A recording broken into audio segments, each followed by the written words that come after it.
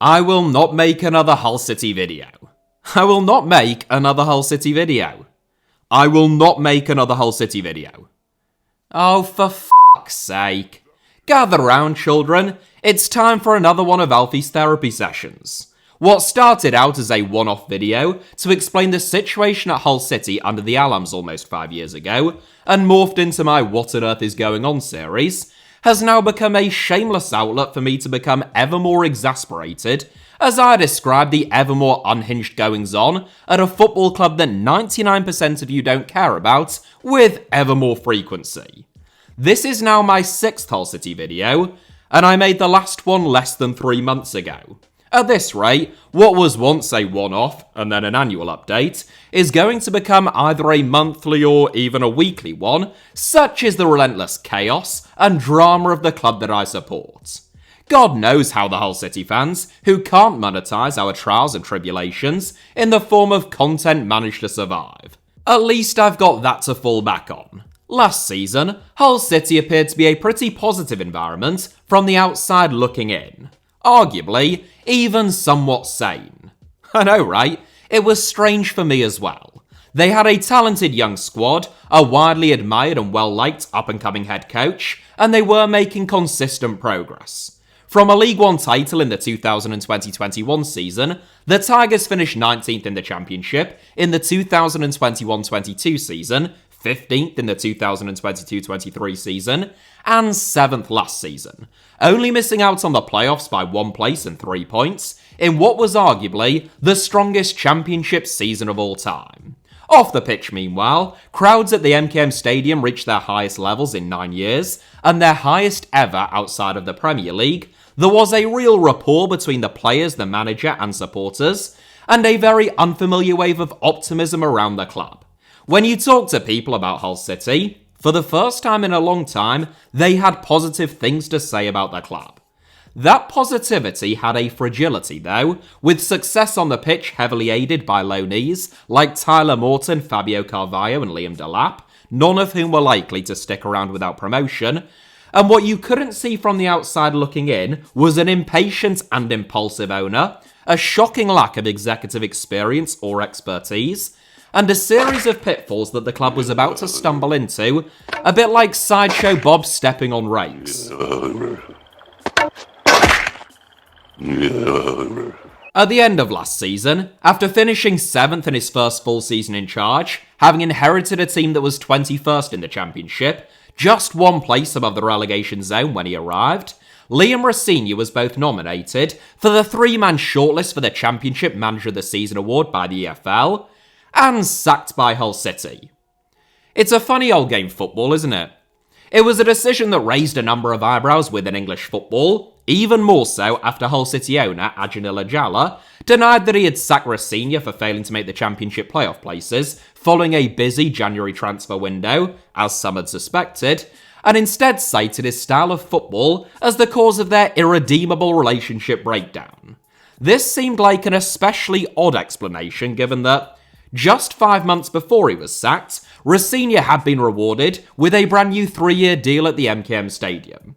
In case it needs clarifying, though I shouldn't imagine that it does, Rosenior's style of play didn't change between December 2023, when Ilıcalı handed him a new 3-year deal, and May 2024, when the Turkish media mogul handed him his P45. What followed were a series of ever stranger and more surreal interviews and press conferences, where Ilıcalı further attempted to justify his decision, while somewhat contradicting himself.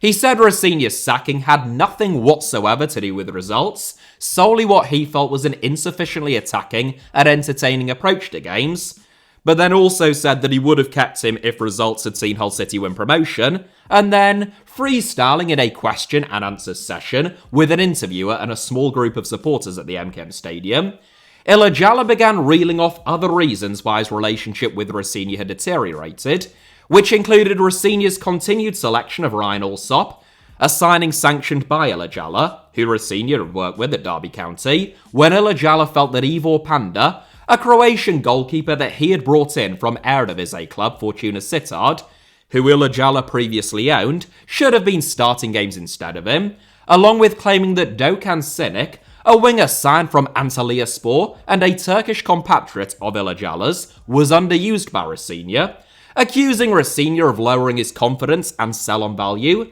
despite the fact that Sinek has been almost permanently injured since joining Hull City for a reported €4 million in 2022. And when I say almost permanently injured, I really do mean almost permanently injured. Since arriving in East Yorkshire, Sinek has had as many separate injuries, 13, as he has made first-team appearances. He returned to the bench just last week, to much anticipation, which was followed by the inevitable news that he had collided with fellow Ilıcalı favourite Ivor Panda in training, and would be sidelined for another 6 weeks. At this point, I am beginning to wonder whether Sinek is just the second coming of Carlos Kaiser, the so-called fake footballer, who feigned injuries to prevent his scam from ever being discovered. So I'm not really sure what Ilıcalı wanted Rosenior to do in that case. Just start Sinek in games while his leg was in a cast, he was hobbling around on crutches, and he had a nurse chasing after him with a drip, I suppose. In that same question and answers session, which was interrupted by a fire alarm after 30 minutes, which felt appropriate really for such a dumpster fire of an event, Ilıcalı also revealed that he had a burner account on Twitter and effectively accused Aaron Connolly of being overweight. There were some Hull City fans who defended Ilıcalı's comments at the time. Many of them agreed that Ryan Alsop had made mistakes. Some of them knew that Aaron Connolly undeniably seemed to be struggling to regain form and fitness following an injury setback, and has since opened up about his difficulties with alcohol. And there were even some, although not very many, who agreed with his assessment that Doğukan Sinek, the Turkish winger built out of poppadoms and puff pastry, ought to have played more games. But as I said at the time, whether you agree with the sentiment or not, the owner of a football club saying it on a live stream in front of a room of supporters, with thousands more watching at home, is, well, ill-judged would probably be the kindest way of putting it. Totally idiotic would probably be a more accurate description. I know for a fact that when that happened, there was a lot of solidarity for the players perceived to have been thrown under a bus by Ilıcalı in the Hull City dressing room. It is easy to forget that footballers are human beings, teammates are often friends and comrades, and therefore don't take particularly kindly to someone talking about them in that way, not least the person who pays their wages, and on top of the already controversial dismissal of Rosenior, it gave the impression, both internally and externally, that things were starting to unravel. I also know people who work in football, who are not directly involved with Hull City, who have told me that was the sense that a lot of people got within the sport.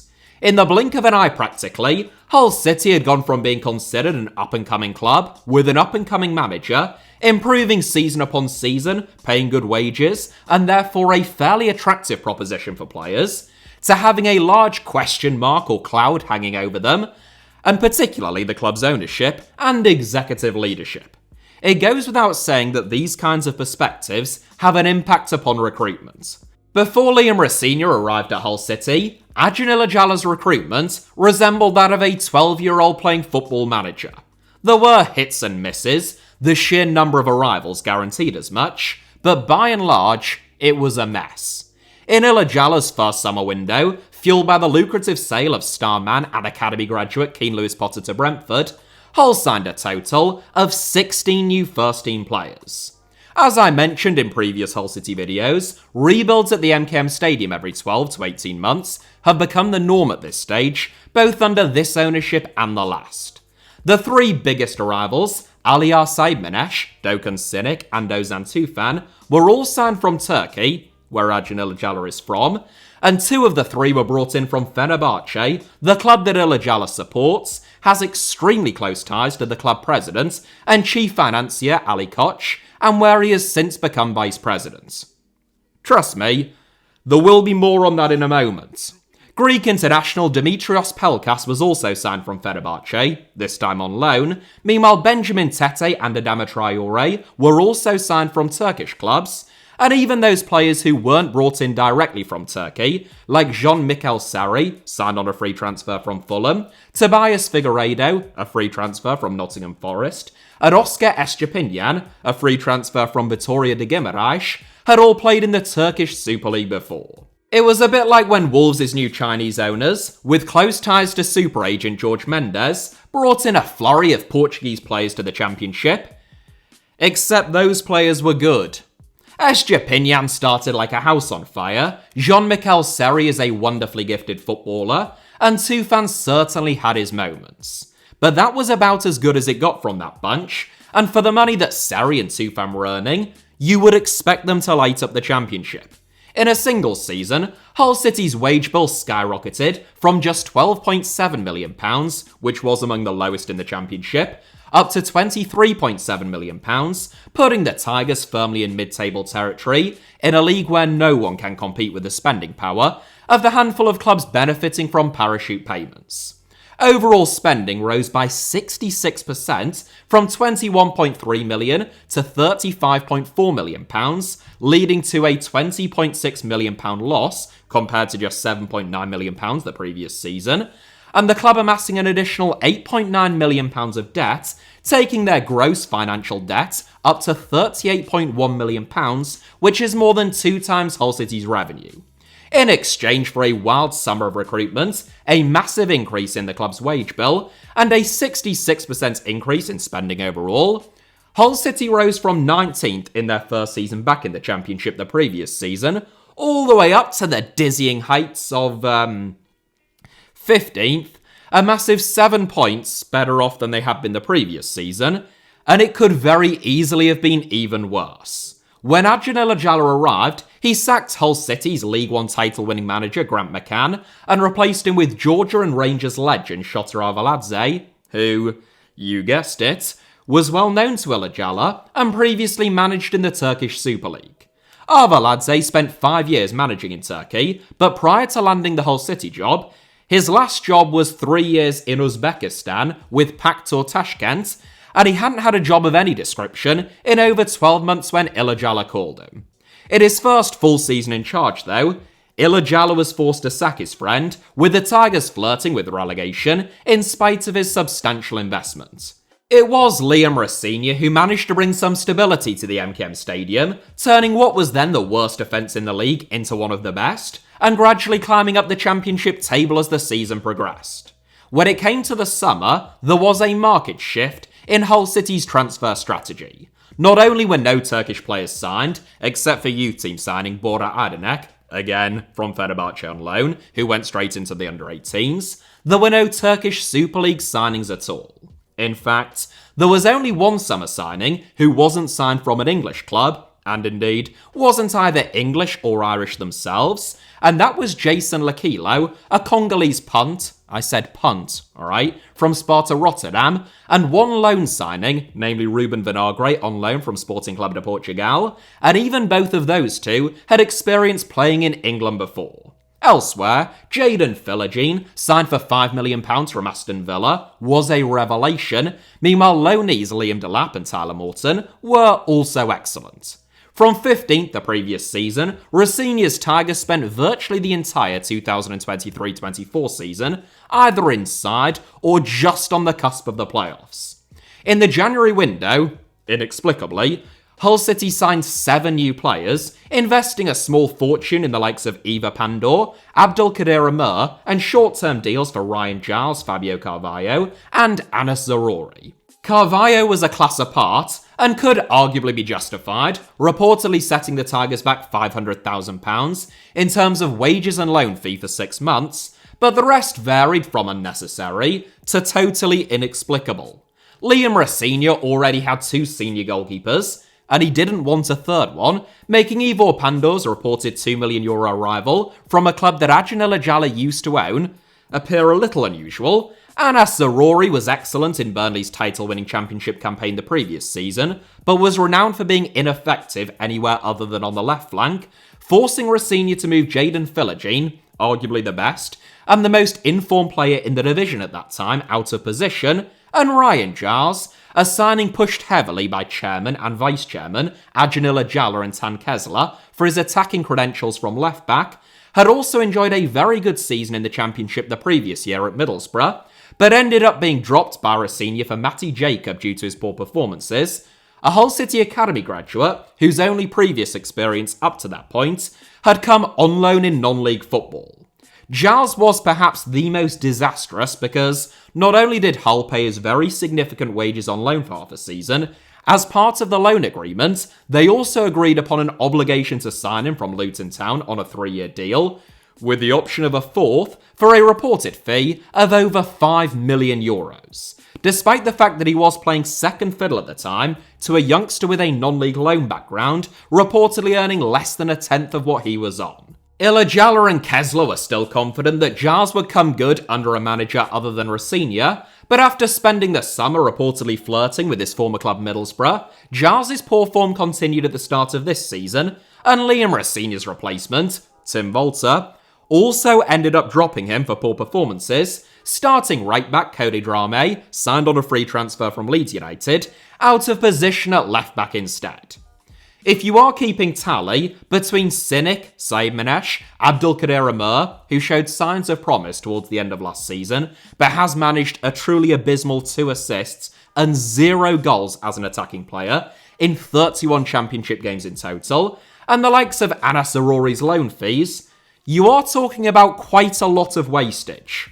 Aside from the personnel themselves and the challenges of integrating 7 new players mid-season, in a squad that was already doing quite well and would actually become worse following that mid-season overhaul, and had only really been crying out for a proper centre-forward to replace the injured Liam Delap, which they didn't get.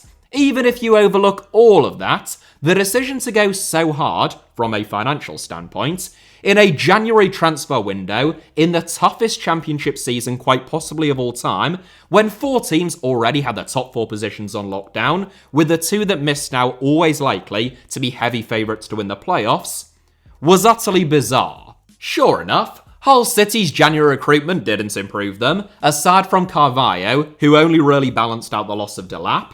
It caused a rift between owner and manager, the former believing that his investment ought to have heralded instant significantly better performances and results, and growing frustrated at Rosenior, leaving out signings who he rated more highly than his manager, and of course, Leicester City and Ipswich Town won automatic promotion, and Leeds United and Southampton both won their playoff semi-finals.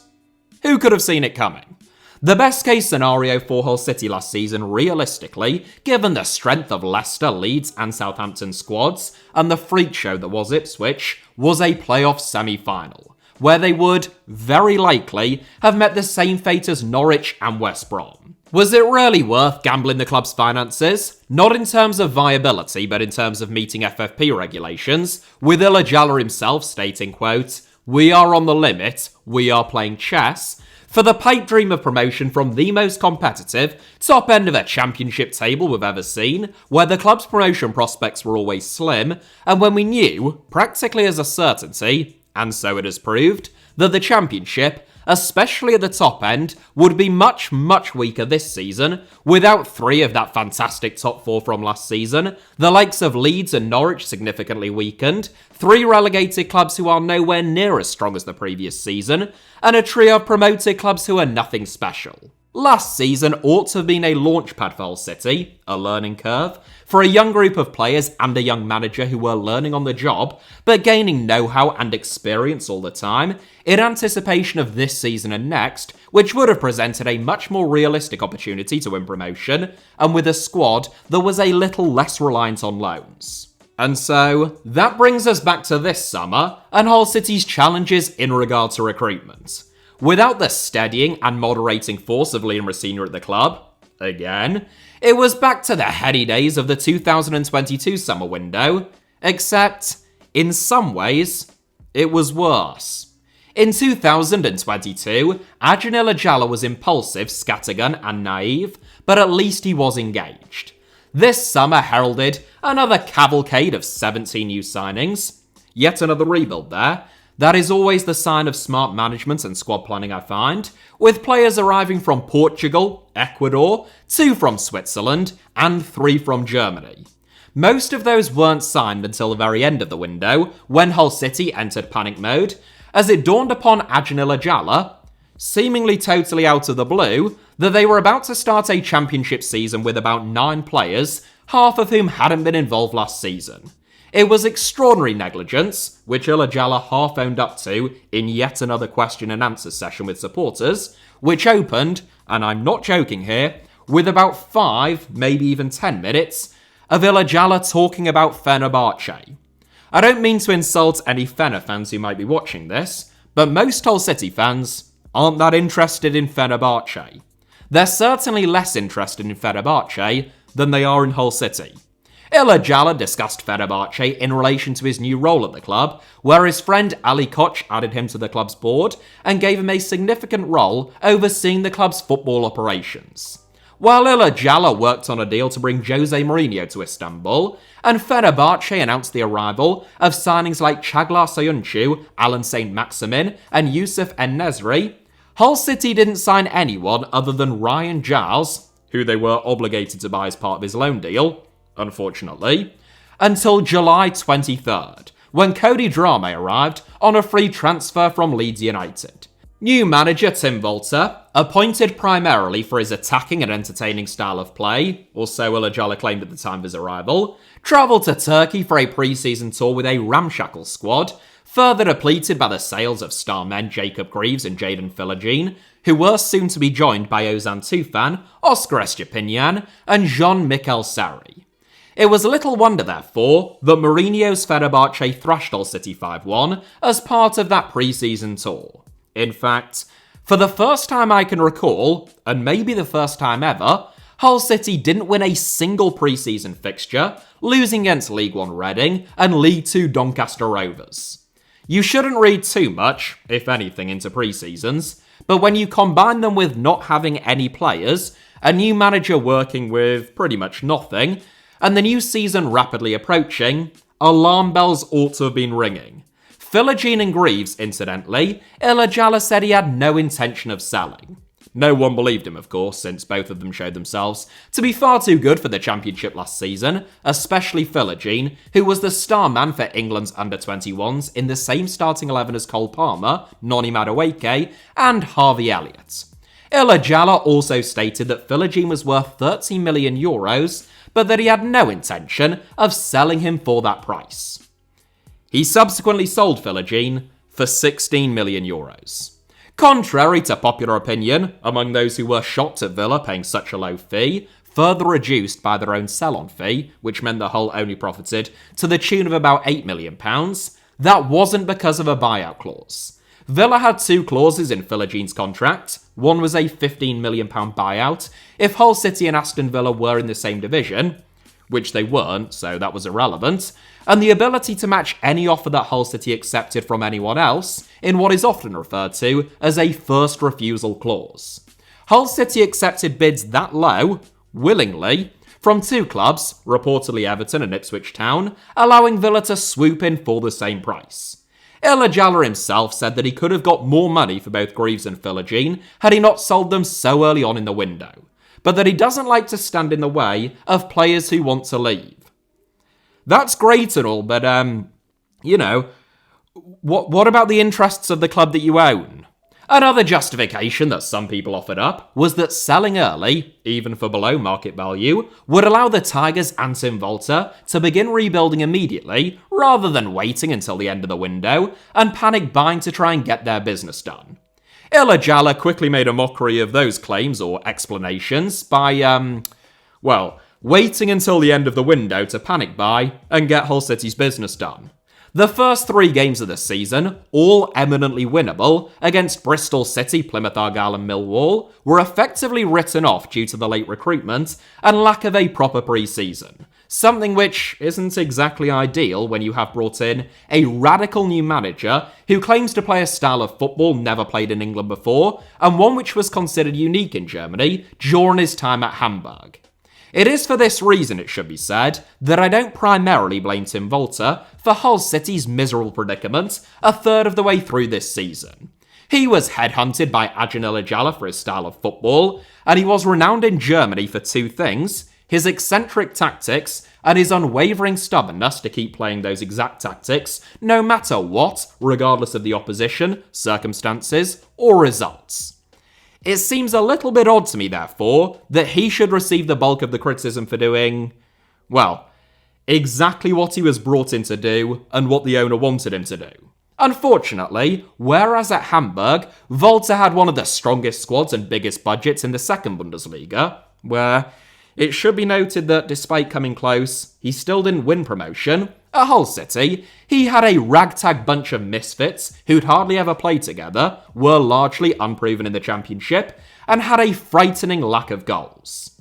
Hull City scored 68 goals in the Championship last season. The players responsible for 64 of those goals departed over the summer.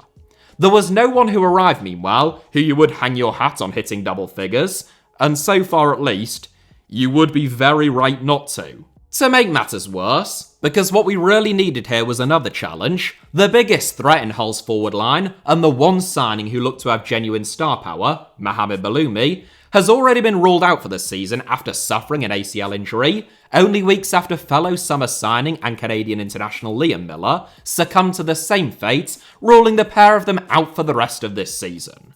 That is not to say that I think that Tim Walter is a brilliant manager, or that he didn't do anything wrong. He criticised the supporters at the start of November for not backing the team more following a 1-1 draw at home against Portsmouth, which rarely ends well for managers, and soon enough, the supporters turned on him, creating a toxic atmosphere both at home and in the away end. Tactically, Walter put enormous emphasis on possession, not actually that unlike Liam Rosenior, but for all of the talk, and with an admittedly weaker squad following dreadful squad planning and recruitment, his build-up play appeared to be even more plodding than Rosenior's was accused of being, and defensively, his team were cut open time and time again.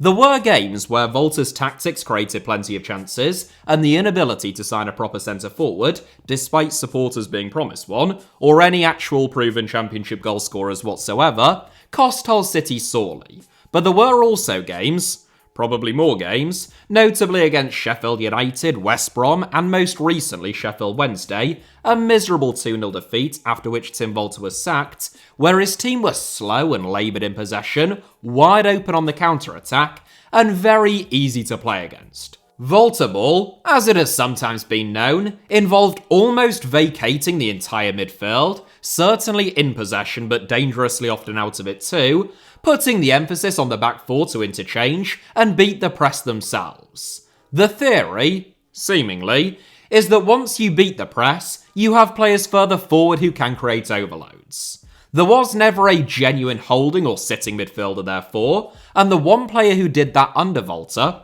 despite presumably being told not to, was the veteran Jean-Michel Seri, who was subsequently sold to Saudi Arabia and has been a big loss. Perhaps the most telling way that you could describe Hull City under Tim Walter is that they are a team that you would love to play against. The great teams tend to be great in both boxes, meanwhile the worst teams tend to be terrible in both boxes, and unfortunately, right now, Hull City are toothless up top, meaning that they won't take many of the chances that they do create, and they are pretty much guaranteed to provide you with several of your own. It is easy to portray Hull City's downfall from the cusp of the playoffs last season to inside the Championship relegation zone now, as the result of the sole crazy decision to sack Liam Rosenior and appoint Tim Walter. It's not surprising, therefore, that the national press have done exactly that. But that is too simplistic. The inevitable departure of loan players, the underselling of the club's two best players and biggest assets, rudderless, distracted, and, to be quite honest, somewhat clueless executive leadership, and a shambles in terms of squad planning would all have conspired to make this season a challenging one, regardless of who was in charge. However, it is precisely for that reason that sacking Rosenior was quite so stupid.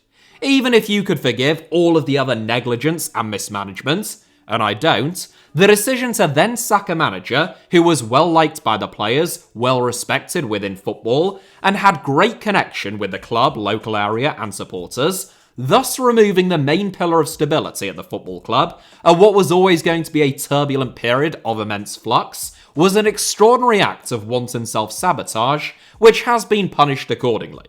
It is rare that a club self-immolates both so spectacularly and so irrationally.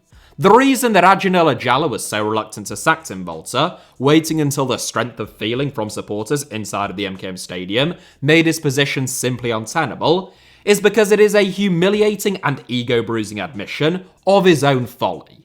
Despite all of that, along with the departure of Vice Chairman Can Kesler and the something of a cloud with allegations in the Turkish press alleging financial mismanagement, improper conduct, and a long-term internal investigation, Ilıcalı being investigated himself by the Istanbul Chief Public Prosecutor's Office over complaints that he was responsible for promoting illegal gambling, which Ilıcalı denies, and his split loyalties now with Fenerbahce, Acun Ilıcalı still enjoys plenty of goodwill, not from me, but among many Hull City supporters. That owes to good marketing, very good ticket pricing, and, again, if we are being entirely honest, the sheer ineptitude, mendacity, and PR catastrophe which preceded him, namely Asem and Ihab Alam, who were the latest in a long line of deeply, bordering upon, fatally flawed Hull City owners. Oddly, where you would have thought that long list, from the convicted criminal and fraudster Stephen Hinchcliffe to former tennis player David Lloyd, who literally locked the club out of their own stadium, where you would have thought that might have made Hull City fans inherently suspicious of so-called custodians of the football club, the opposite is almost true. In reality, many supporters are so desperate for each new owner to be the exception that they hail them all as saviours. I've seen this all my life. The Alams, when they bought the club, could walk on water or feed the 5,000. In fairness, they did have a legitimate case to be called saviours at the time, given the perilous financial situation of the club before their takeover and cash injection, but it was interesting to observe the transition from most supporters firmly backing the Alams in their initial dispute with the council over ownership of the stadium, out of blind loyalty to a certain extent, to the point where fans were marching outside of the ground and disrupting games in protest at their vindictive ownership. So, I must admit, I am, and always have been, a little bit more suspicious than most. And none of that suspicion, I am sorry to say, is remotely alleviated by the more that I learn about Acun Ilıcalı or the more that I talk to those close to the club. I have covered the source of Ilıcalı's wealth, which some cite, bizarrely, as evidence of supposed competence within the world of football ownership, and his close ties to the Erdogan regime in previous Hull City videos, so I won't tread on old ground again, but I will just reiterate what I have said from a football perspective ever since Acun Ilıcalı bought the club, which is just as, if not even more true now than it was then. There is no one at Hull City, not a single soul, in a senior executive or backroom role with any genuine knowledge, expertise, or experience when it comes to running a football club. Even Can Kesler, who was reportedly in charge of overseeing the club's day-to-day operations, and also didn't have any of that, has now departed and hasn't yet been replaced. So long as that is the case, there is zero reason to believe that Hull City won't keep making very rash, ill-judged, and potentially very costly decisions. The Tigers have massively increased their wage bill, overall outgoings, and debt since Ilıcalı arrived, yet they are currently worse off, in terms of form, performances, and league position, than they were when he arrived. That is not to detract from the genuine good work that has been done in terms of fan engagement, ticket prices, and attendances. It is just a simple matter of fact. Hull City are in fact one of 3 football clubs Acun Ilıcalı has owned, along with Fortuna Sittard in the Netherlands and Shelburne in Ireland. He's also agreed a deal in principle to acquire Slovenian outfit NK Maribor. Ilıcalı's time at Fortuna Sittard spanned less than 12 months, meanwhile his spell at Shelburne ended after just 5 months, where supporters turned on him after Damien Duff revealed that although his contract was up at the end of the season, he hadn't been offered an extension. Ilıcalı cut his losses and departed, Duff stayed on at Shelburne, and this season, he guided the club to their first League of Ireland title since 2006 as 25-1 pre-season outsiders. So, over a third of the way through the season, Hull City are in the Championship relegation zone. At the time of recording, one of the 2 teams below them, Portsmouth, also have 2 games in hand. The good news is that the Championship is very congested, and a few wins, which is all that Hull City have so far this season, can make things look very different. The bad news is that Hull City recruited players for a promotion push, not a relegation scrap. They have a squad which is light on Championship experience, leadership, and, most importantly, goals. If Mohamed Baloumi hadn't torn his cruciate ligaments, I would say confidently that Hull City probably are too good to go down. I know, that cursed expression. But without him, and without any obvious attacking spark, I would be less confident in making such a prediction. The Hull City squad is full of flaws, in my opinion, and by far their biggest saving grace is simply that this is an absolute dog of a division where even the top teams have barely managed to impress in more than a handful of games. Mark Robbins is the current favourite to land the Hull City job, followed by Steven Schumacher, Ishmael Kartal, and, somewhat amusingly, Damien Duff. And whoever they appoint has one hell of a job on their hands. They must first tighten up at the back, somehow find a way to score goals, and try to steer clear of the relegation zone. Then they have got to be an almost statesman-like figure, attempting to moderate the worst excesses of a volatile owner with no checks and balances or capable people around him, introduce some sense of stability, and finally, almost certainly not until next season at the very earliest, look to launch a promotion push. And even then, if they manage to do all of that, they still might be sacked if they're not deemed to be playing entertaining or attacking football enough, or they played the wrong goalkeeper. Because what I just described there, that is exactly what Liam Rosenior did, and it wasn't enough for him.